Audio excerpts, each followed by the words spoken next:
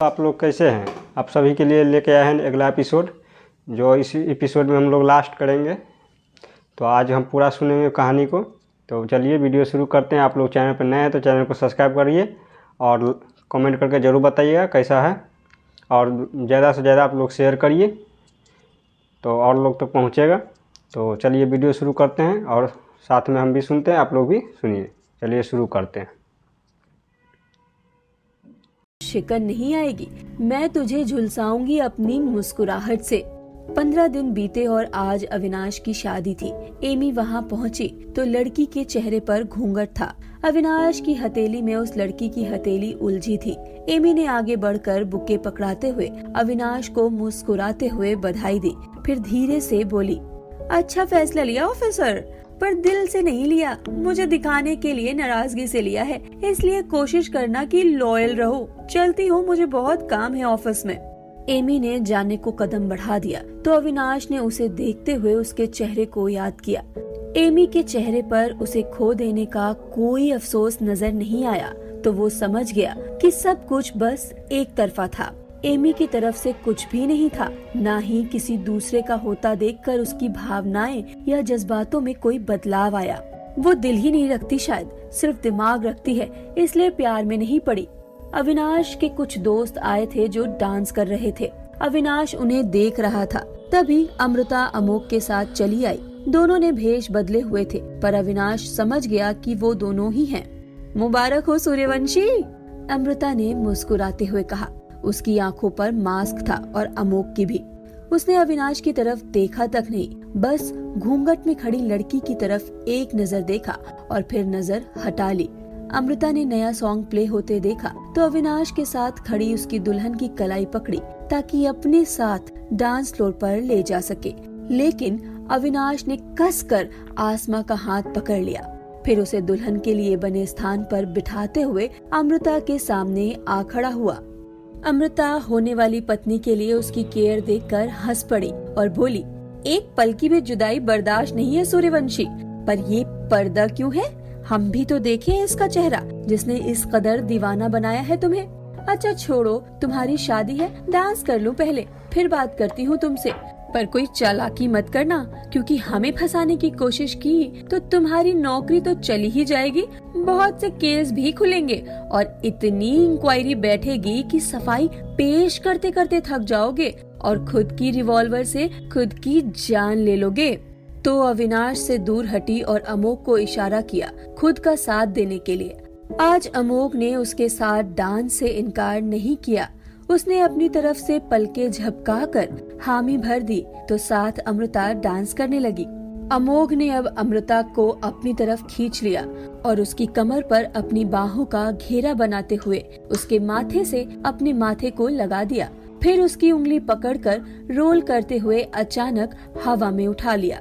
अमृता को नीचे रखकर अमोघ एक तरफ को हटने को हुआ तो अमृता ने उसकी कलाई पकड़ ली और रोल होकर उसकी बाहों में आ गई।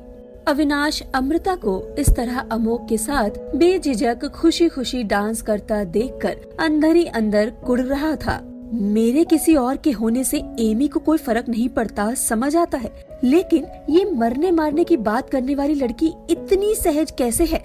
अविनाश ने सॉन्ग बंद करवा दिया तो अमृता ने मुड़कर उसकी तरफ देखा और अमोघ से दूर हटकर उसके सामने आ खड़ी हुई। क्या हुआ सूर्यवंशी?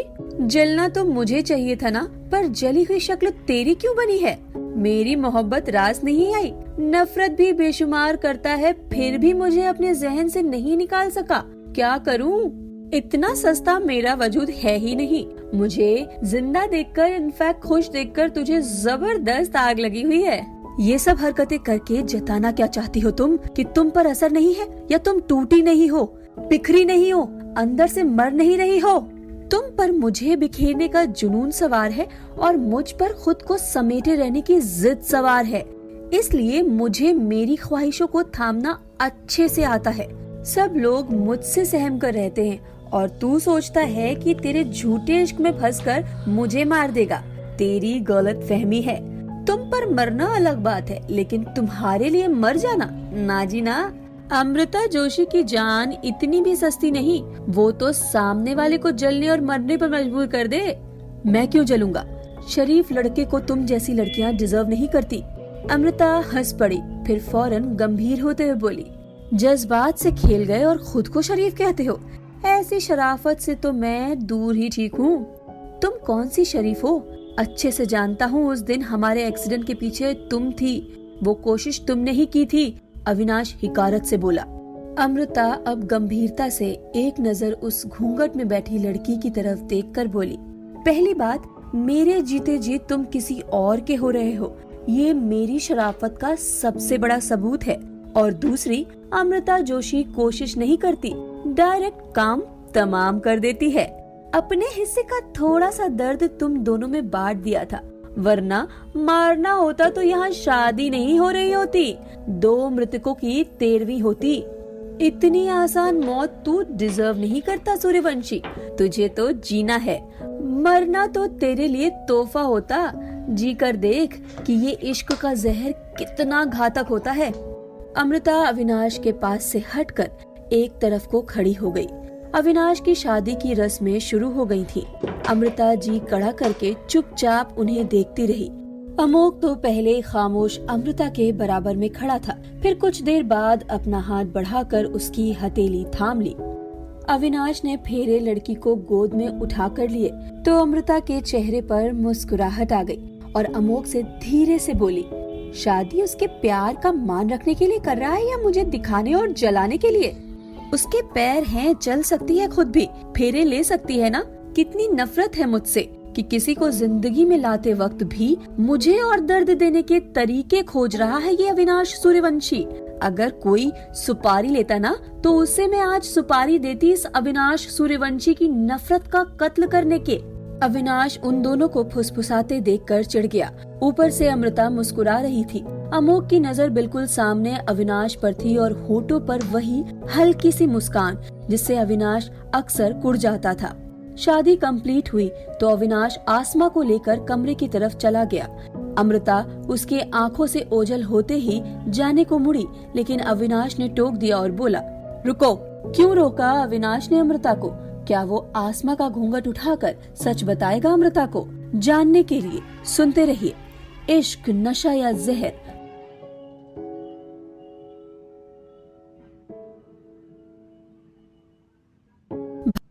भाग 26।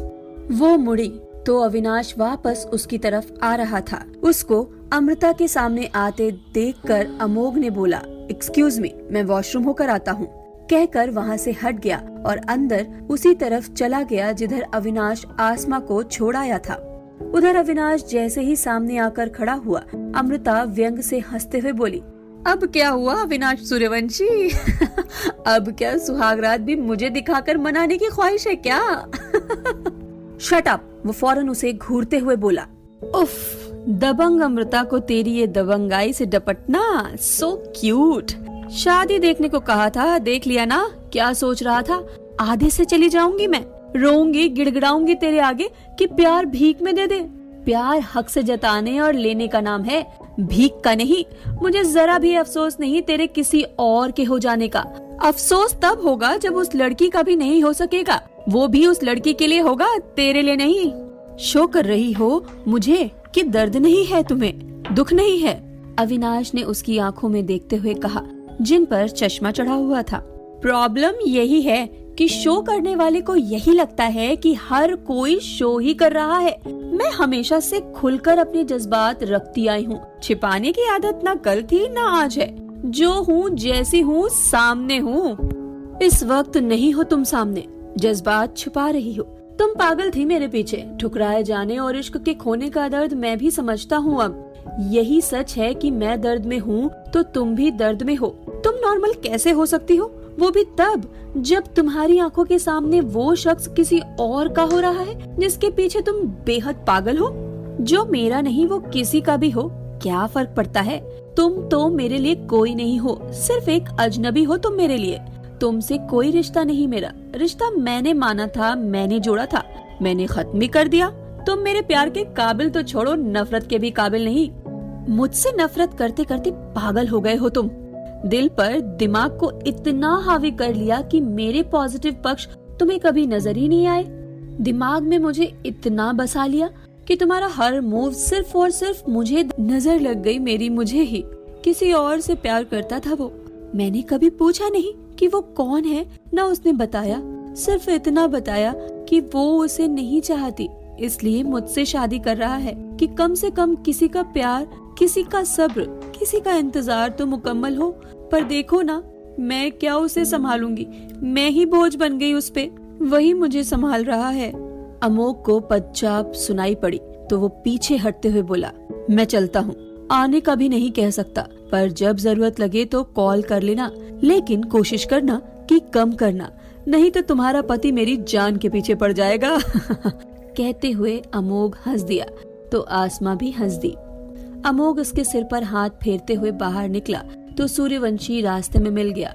उसे देखते ही अविनाश बोला, क्या हुआ, वॉशरूम नहीं मिला अब तक? रास्ता भटक गया था। खैर, बधाई हो शादी की। तुझे भी बधाई, अमृता को आखिर खुद के करीब कर ही लिया। मुझसे दूर ही कब थी वो, पर अफसोस तूने दूर कर दिया खुद से। एक और बात, किसी के गले में मंगलसूत्र डालने में और उसे दिल से अपनाने में फर्क होता है। जिससे शादी की है उसे आजीवन अपना बनाए रखने के काबिल भी बना लेना खुद को। आगोश में कोई और, सोच में कोई और रहे तो ऐसे रिश्ते बनाने नहीं चाहिए। मैंने जो जिम्मेदारी ली है मैं वो उठाऊंगा, तेरी सलाह की जरूरत नहीं। खामोशी से किनारे रहा है तो आगे भी रह। मुझे तो फिर भी एक किनारा मिल गया है, पर तुझे किनारा मिलने से रहा। किनारे किनारे चलने में वो थ्रिल कहाँ, भंवर में उलझने में असली मजा है, पर तू नहीं समझेगा। By the way, enjoy your day. Amogh आगे बढ़ गया और अमृता के साथ बाहर निकल गया। दोनों गाड़ी में बैठे तो अमृता की तरफ देखते हुए अमोघ ने पूछा, ठीक हो? बिल्कुल ठीक हूँ।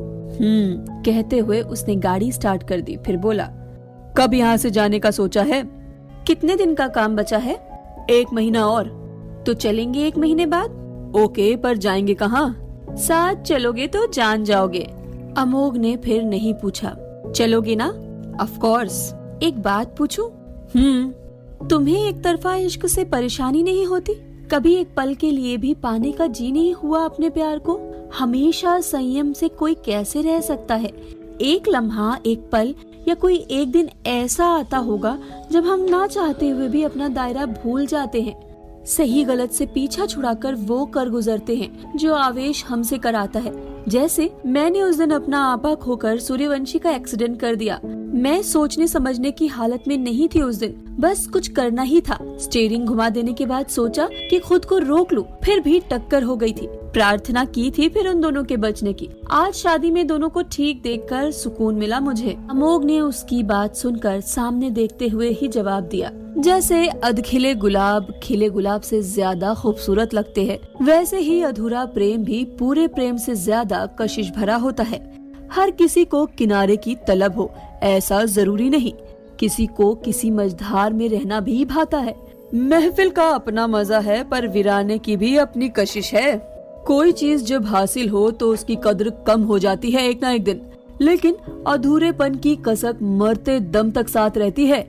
मुझे ना खोने की कसक है ना पाने की ललक। मुझे अच्छा लगता है अकेले रहना, अपने इश्क के साथ जीना। शायद इश्क का यही रूप सबसे सही है, अमृता ने कहा और बाहर देखने लगी। दोनों घर पहुंचकर ऑफिस का काम निपटाने में लग गए। कुछ रोज बीते। जब लगा कि 1 महीने से ज्यादा वक्त लग जाएगा तो अमृता ने अपनी कंपनी दूसरी कंपनी को बेच दी ताकि जल्द से जल्द वो बाहर ये शहर छोड़कर जा सके। उधर एक रोज अविनाश ड्यूटी जाने को तैयार हो रहा था, तभी आसमा किसी को घर ले आई। वो अम्मा अमोघ के साथ रहती आई थी। उन्होंने ही उसे बड़ा किया था। अमृता भी उनसे एक बार मिली थी। अब जब अमोघ आसमा की हालत जानता था तो उसने अम्मा को आसमा के यहाँ रहने भेज दिया था। अविनाश उन्हें देखकर चौंक गया। उनकी शक्ल पर झुर्रियां जरूर आ गई थी, पर चेहरा उसकी माँ से मिलता था। अविनाश उन्हें देखकर हैरान रह गया। वो जानबूझकर उन्हें बस कमरे में बिठाकर चला गया जहाँ उसने अपनी फैमिली तस्वीर लगाई हुई थी। ये इधर उधर देखने लगी, फिर तस्वीर पर नजर पड़ते ही धीरे से उठी और सामने जा खड़ी हुई। चश्मा पोंछकर उसे देखा तो हाथ बढ़ाकर बच्चे को छूते हुए बोली, मेरा प्यारा बेटा, मेरा अविनाश। अविनाश अंदर चला आया और बोला, इतना ही प्यारा बेटा था तो छोड़कर जाने की जरूरत क्या थी? मुझसे सबने कहा कि आप हॉस्पिटल में इलाज के दौरान मर गई, आप जिंदा हैं? मैं जिंदा नहीं, बस ये जिस्म जिंदा है। मैं मर गई थी उस रोज, मैं जिंदा नहीं हूँ। हाँ, आप मर गई हैं। अपने 7 साल के बच्चे को छोड़कर गायब हो गई। कभी पीछे मुड़कर देखने नहीं आई कि वो माँ के बिना कैसे बड़ा हो रहा है, कैसी माँ हो। और आज तस्वीर छूकर कहती हो मेरा प्यारा बेटा अविनाश। पैदा कर देने से माँ नहीं हो गई या मैं आपका बेटा हो गया। पालना पोसना माँ की जिम्मेदारी होती है माँ की जिम्मेदारी, पर मैं खुद से निगाह नहीं मिला पा रही। उस दिन जब तुम दादा के साथ मोहल्ले में कहीं गए थे तो मैं घर पर अकेली थी। मेरे साथ गांव के कुछ लड़कों ने रेप किया। तुम्हारे पिता की अनबन थी उनसे, उन्हें मारा भी था तुम्हारे पिता ने एक दिन भरे मोहल्ले में। उन्होंने बदला लिया मुझसे। मेरी हालत खराब होने की वजह से मैं अस्पताल पहुंच गई थी, पर मुझे जीना नहीं था।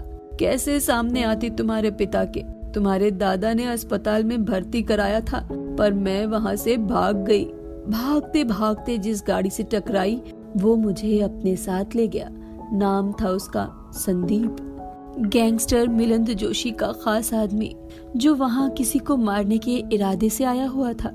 उसने मुझे बचाया और मेरी बात सुनने के बाद उसने मिलिंद जोशी के साथ मिलकर उन सब लड़कों का कत्ल करके बीच मोहल्ले में आग लगा दिया। पर मैं वापस नहीं आ पाई। मुझे बहुत शर्मिंदगी थी। किसी का भी सामना करने की ना तो हिम्मत थी और ना ही ख्वाहिश। मैंने वहाँ से दूसरा बेटा पाया, अमोघ। संदीप का बेटा था, लेकिन जन्म देते ही उसकी माँ चल बसी। तुमसे कुछ बड़ा ही रहा होगा, पर मैं उसमें तुम्हें देखती थी। अपने पिता की तरह ही सेंसिबल है वो भी। संदीप अब नहीं रहे, लेकिन उन्होंने जो इज्जत और मान मुझे दिया वो शायद ही कोई गैर मर्द दे पाए। कभी कोई मर्यादा नहीं लांघी। एक ही घर में रहे हम दोनों, लेकिन उनकी नजर ने कभी। भाग 27। अपनी पूरी कहानी बताने के बाद अविनाश की माँ ये कहते हुए मुड़ी कि वो अब यहाँ से चली जाएगी, तो अविनाश ने भागकर उन्हें गले लगा लिया। माँ, मुझे ये सब नहीं पता था। दादाजी ने भी नहीं बताया, शायद पापा भी नहीं जानते थे। वो धीरे से बोला। वो मुड़ी और उसके माथे को प्यार से चूमते हुए, पल्लू से निगाह पोंछते हुए उसे निहारने लगी। आसमा दरवाजे पर खड़ी थी। अविनाश उसकी कलाई पकड़कर अंदर लाते हुए बोला, ये आसमा है, मेरी पत्नी। बहुत प्यारी बच्ची है। अमोघ ने कहा था इसका ख्याल रखना।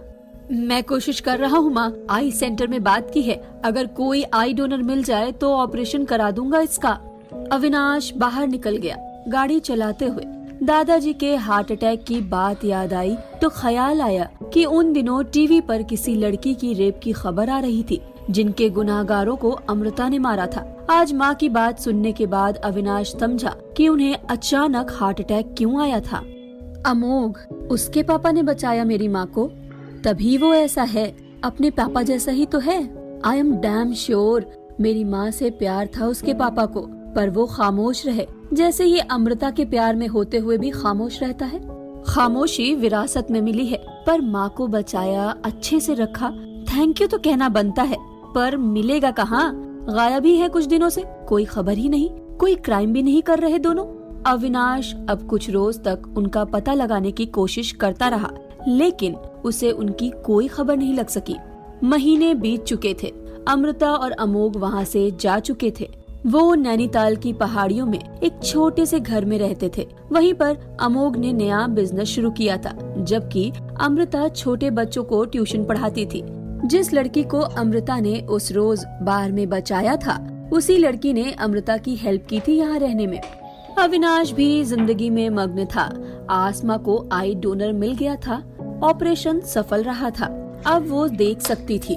कुछ रोज तो अविनाश एमी के अचानक गायब हो जाने की वजह से परेशान रहा, फिर खुद की गृहस्थी में रमने लगा था।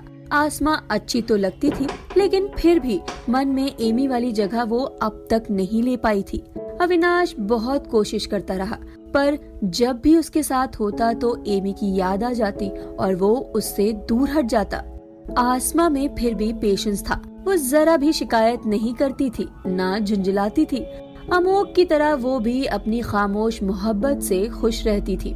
अविनाश ने आखिर माँ के कहने पर घूमने जाने का प्लान बनाया और नैनीताल ट्रिप पर निकल गए। वो दोनों घूमते फिरते खुश थे। आज उनका वहाँ आखिरी दिन था। आसमा के थक जाने पर अविनाश ने शाम को आसमा को होटल में छोड़ा और खुद लॉन्ग ड्राइव पर निकल गया। तभी बारिश होने लगी। इधर एक लड़की की गाड़ी अचानक बंद पड़ गई तो वो छाता लेकर बाहर निकली और ड्राइवर के कहने पर सामने से आती गाड़ी से लिफ्ट के लिए हाथ हिलाया। वो गाड़ी अविनाश की थी। जैसे जैसे वो नजदीक आता गया आंखें फैलती गई। एमी अस्थाना, वो होठों ही होठों में बोला।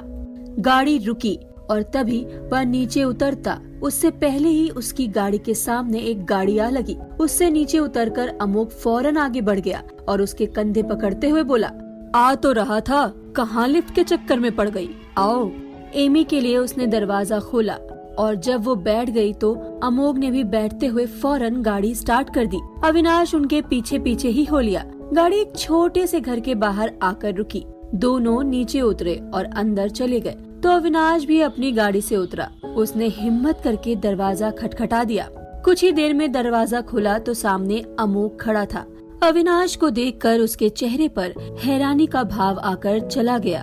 कौन है अमोक? अमृता ने उसके पीछे आते हुए कहा तो अविनाश उसे देखता रह गया। ये मुझे नहीं पहचान रही, उसने मन ही मन सोचा। क्या काम है, आप यहाँ कैसे? अमोक ने सपाट लहजे में पूछा। कौन है, बोलो ना अमोक। कहते हुए अमृता आगे बढ़ी, खुद ही गीले किए हुए फर्श पर फिसलकर गिरने को हुई। अमोक ने फौरन मुड़कर उसे थाम लिया और बोला, मैं अंदर जाता हूँ। मतलब सूर्यवंशी? अमृता के मुंह से निकला। एमी अस्थाना? अविनाश के मुंह से फिर निकला। उर्फ अमृता जोशी उसे तिल मिलाकर चला गया था तू अपनी चाहने वाली के पास, पर खुद तूने अनगिनत बार जलील किया है अमृता जोशी को, उसके प्यार को, फिर भी वो तुझ पर ठहरी रही। पर अब नहीं, जब की बात थी तब की बात थी ये। अब मैं तेरी तरफ देखना भी पसंद नहीं करती, पर मैं तुम्हें आज भी। अविनाश की बात काटकर अमृता बोली, ए सूर्यवंशी, अब और बकवास नहीं। हथियार छोड़ चुकी हूँ लेकिन चलाना नहीं भूली हूँ। दोबारा उठाने पर मजबूर मत कर। तुम मेरी तरफ क्यों नहीं देख रही? क्यों देखूं? किसी और के पति में मेरा कोई इंटरेस्ट नहीं है। कहते हुए वो जाने को हुई तो सामने रखी टेबल से टकराकर गिर गई। तुम देख नहीं सकती? कहते हुए अविनाश उसकी तरफ बढ़ा तो अमृता ने हाथ ऊपर करते हुए कड़क आवाज में कहा, हाथ मत लगाना मुझे, पीछे हट जाओ। ठीक है, नहीं छू रहा। कहते हुए वह सीधा हो गया तो अमृता भी खड़ी हो गई और बोली, अमोघ, मुझे नहीं करनी इससे बात, बंद करो दरवाजा। एमी, तुम अब भी मेरी हो। मेरा हाथ उठ जाएगा सूर्यवंशी, चला जा यहाँ से, जस्ट गो। जाते क्यों नहीं तुम? कहते हुए अमोघ सामने आ खड़ा हुआ। तुम्हारी बीवी इंतजार में होगी मिस्टर अविनाश, जब सामने थी तब ठुकरा दिया, अब यहाँ कुछ नहीं। मृग तृष्णा में मत पड़ो, जो पाया है उसमें खुश रहो। मैं जानता हूँ तुम किसी की नहीं हो सकती एमी। अविनाश पीठ करके खड़ी अमृता की तरफ देखते हुए बोला तो फौरन पलटी और बोली, हाँ नहीं हो सकती, पर तुम्हारी भी नहीं रही। अब सिर्फ मैं खुद की हूँ, मैं खुद के लिए जीती हूँ, खुद से प्यार करती हूँ। अविनाश का फोन बज उठा तो अमृता अंदर चली गई। अमोघ ने आगे बढ़कर दरवाजे तक पहुँचाते हुए कहा, प्लीज आसमा के साथ आगे बढ़ो, अपनी माँ और उसको तकलीफ मत दो। कहर है तुम्हारी अमृता जोशी, मेरी जिंदगी जहर कर दी उसके इश्क ने। नशा है उसका इश्क, जहर तुमने खुद बनाया। Now go please. अविनाश अपना सा मुंह लेकर बाहर निकला। एमी उर्फ अमृता जोशी कानों में गूंजता रहा। उसने कहीं फोन किया और बोला, आप आसमा सूर्यवंशी के आई डोनर का नाम बता सकती हैं? प्लीज बता दीजिए, आपने उस रोज भी नहीं बताया था। एमी अस्थाना, उधर से आवाज आई। अविनाश ने फोन रख दिया और आंख बंद करते हुए बोला, ये कैसा इश्क है अमृता, और काले रंग से ऐसा भी क्या प्यार कि खुद की जिंदगी में अंधेरा कर लिया। जब मुझे देखना भी गवारा नहीं था तो ऐसा करने की क्या जरूरत थी?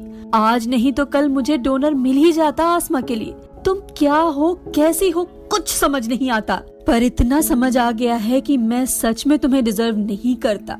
खुद ही खुद के प्यार को ठोकर मार दी मैंने, अपने ही इश्क को अपनी नफरत की भेंट चढ़ा बैठा मैं। अमृता अविनाश के जाते ही अपने कमरे की खिड़की के पास जा खड़ी हुई। ठंडी हवा के साथ छुटपुट बारिश भी हो रही थी। वो पुरानी सोच में गुम हो गई। 1 महीना अब खत्म हो चला था। अमृता एक रोज मॉल में कपड़े लेने चली गई। वो अभी चूज कर ही रही थी कि एक लड़की ने उसके करीब ही कहा, ये किस कलर का है मैम? रेड, साथ में खड़ी लड़की ने जवाब दिया। तो अमृता ने आवाज जानी पहचानी लगने की वजह से निगाह उठाई। आसमा यहाँ? पर ये कलर क्यों पूछ रही है? अमृता ने होठों ही होठों में कहा। आसमा दूसरी तरफ बढ़ गई तो अमृता ने उसकी तरफ कदम बढ़ाया। तभी अविनाश उसके पास आ खड़ा हुआ तो अमृता अपनी जगह पर रह गई।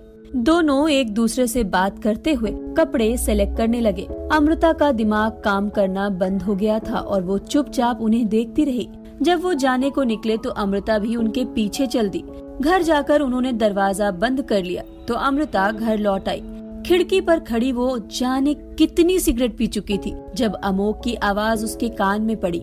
अमृता, सब काम हो गया आज? तुम चाहो तो हम कल शहर छोड़ सकते हैं। आसमा कहाँ है अमोघ? अमृता ने बिना मुड़े सवाल पूछा तो अमोघ सन्न रह गया।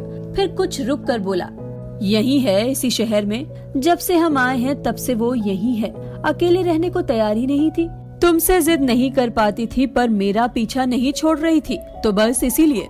अमृता अब उसकी तरफ मुड़ी और बोली, तुम जानते थे ना कि आसमा ही अविनाश की जिंदगी में आने वाली दूसरी लड़की है? अमोघ ने सर स्वीकृति में हिला दिया और बोला, जिस दिन पता चला था आया था तुम्हें बताने पार्क में।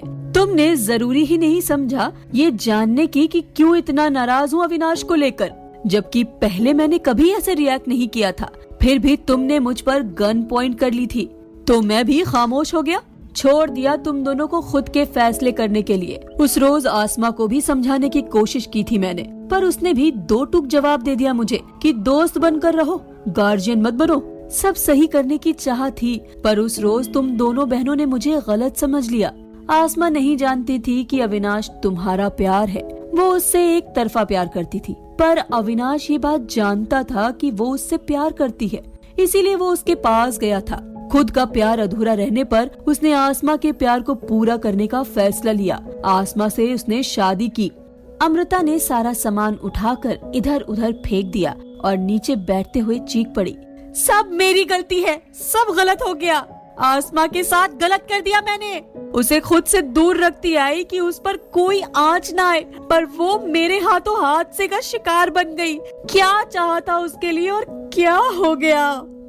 अमोघ उसको पैनिक होता देखकर उसके पास आ बैठा और हाथ बढ़ाकर उसे भी खुद के आगोश में समेट लिया। अमृता खामोश सी आज उसकी बाहों में सिमट गई थी।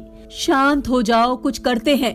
गलती मेरी है, मुझे तुम्हें बता देना चाहिए था आसमा के यहाँ होने के बारे में। मैं कोशिश कर रहा हूँ सब ठीक हो सके। अमृता ने उससे अलग होते हुए कहा, नहीं, हर गलती का इल्जाम तुम अपने सर नहीं ले सकते अमोघ। ये मैंने किया है। तुमने इशारा किया था, कहा था कि एक बार लड़की का पता कर लो कि कौन है, पर मैंने नहीं सुनी तुम्हारी बात। मैं पागल हो गई थी, तिलमिलाई हुई थी अविनाश को खोकर। कुछ नहीं सुनना था मुझे, कुछ नहीं समझना था। अब सब ठीक करना मेरा काम है, तुम्हारा नहीं। अमृता अमोघ से बिना कुछ कहे बाहर निकल गई तो अमोघ भी उसके पीछे नहीं गया। कुछ दिन बीते तो अमृता ने अमोघ को नई जगह के लिए सब जरूरी सामान की व्यवस्था करने को कहा, इसलिए वो उलझा हुआ था। तभी जिस शाम उन्हें ये शहर छोड़ना था, उस शाम अमृता आंखों पर चश्मे के साथ घर में दाखिल हुई तो अमोघ लॉन में ही इंतजार में था। वो आगे बढ़ते हुए बोला, कितनी देर कर दी मुझे उलझाकर, खुद कहाँ व्यस्त हो गई थी? कहीं नहीं, सब व्यस्तता खत्म, चलते हैं, चलो गाड़ी तैयार।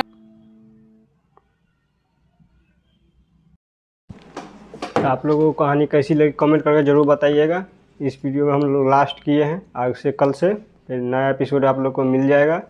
नया स्टोरी स्टार्ट करने वाले हैं, तो आप लोग प्यार आशीर्वाद दीजिए। फिर मिलते हैं नए एपिसोड के साथ। तो आज के लिए बस इतना ही। Good bye.